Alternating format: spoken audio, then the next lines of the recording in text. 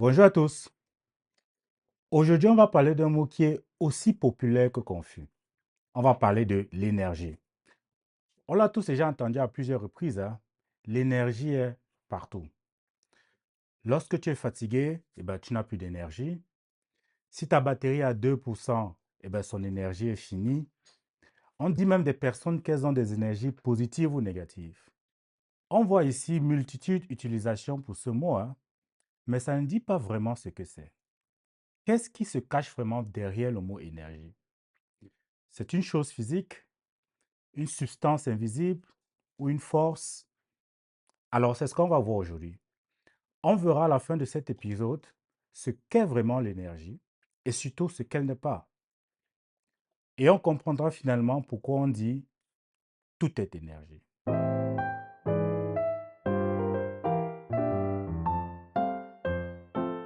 Faisons un petit détour et introduisons quelque chose d'un peu plus général. En physique, il y a plein de concepts comme ça qui paraissent plutôt abstraits, hein, et qui pourraient faire peur aux premiers abords. Je pense ici à la vitesse, la position, la température. Ce sont des mots qu'on n'arrive pas vraiment à comprendre intuitivement, n'est-ce pas? Ce sont tout simplement des caractéristiques d'objets. Et pour les exemples cités plus haut, ce sont des caractéristiques mesurables d'objets. Ça veut dire qu'ils permettent de mesurer des objets. La vitesse, par exemple, c'est juste une mesure de comment un objet se déplace. Et si je veux savoir où un objet se trouve dans l'espace, Eh bien, une mesure pour ça, c'est la position. Et dans une vidéo précédente, nous avons parlé de la tension électrique. La tension électrique, c'est tout aussi juste une caractéristique mesurable de la différence de potentiel entre deux ions de charge électrique contraire. C'est pareil pour l'énergie. L'énergie est aussi une caractéristique mesurable. Mais donc, que mesure donc l'énergie? Pour répondre à ça, on doit d'abord passer par un autre concept, le travail. Imaginons que tu as un objet sur une table et que tu pousses cet objet. Si l'objet se déplace, en physique, on appelle ça du travail. Tu as produit un effet par une action. Imaginons maintenant que tu pousses et que l'objet ne se déplace pas parce que tu pousses un mur. Dans ce cas, on n'aura pas de travail. On aura certes une force appliquée, mais on n'aura pas de travail effectué. Le travail est donc le fait de produire un effet mesurable par une action. C'est une caractéristique qui mesure ce qui s'est passé, ce qui a eu lieu. Donc on peut résumer ça en disant que le travail, c'est l'ensemble des choses qui ont eu lieu. Bon, maintenant, changeons de perspective. Nous sommes toujours devant cet objet, mais je te pose une question différente. Combien de fois pourrais-tu déplacer cet objet du point A au point B? 100 fois? 1000 fois? 10 000 fois? En réalité, tu ne peux pas le dire, hein. Tu ne peux pas donner un chiffre exact avant d'avoir commencé. Tu ne pourras être sûr du nombre exact de fois que tu peux déplacer l'objet que lorsque finalement tu seras épuisé après la dernière action. Mais ce qui est intéressant, c'est que même avant de commencer, tu sais que tu peux le faire, n'est-ce pas?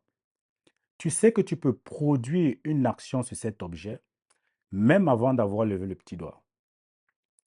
La question c'est, peut-on mesurer cela?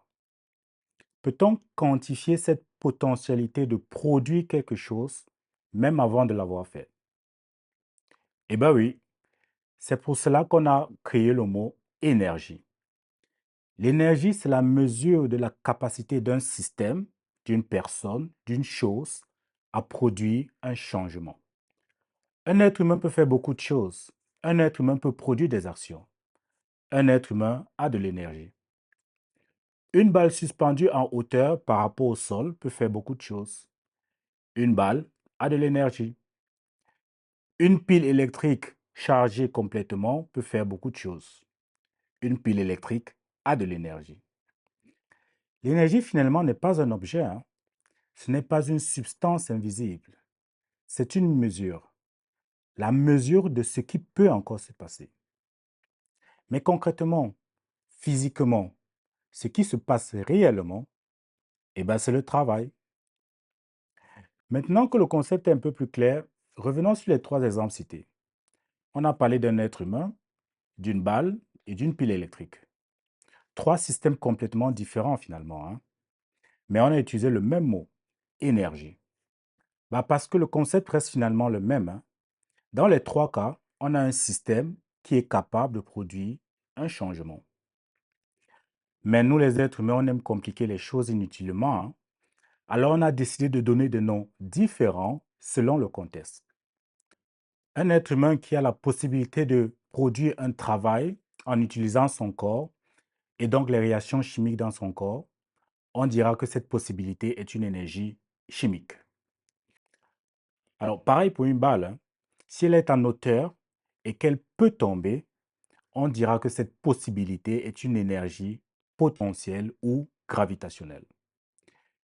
Même exemple pour la pile électrique qui utilise des réactions chimiques et donc elle a une énergie chimique.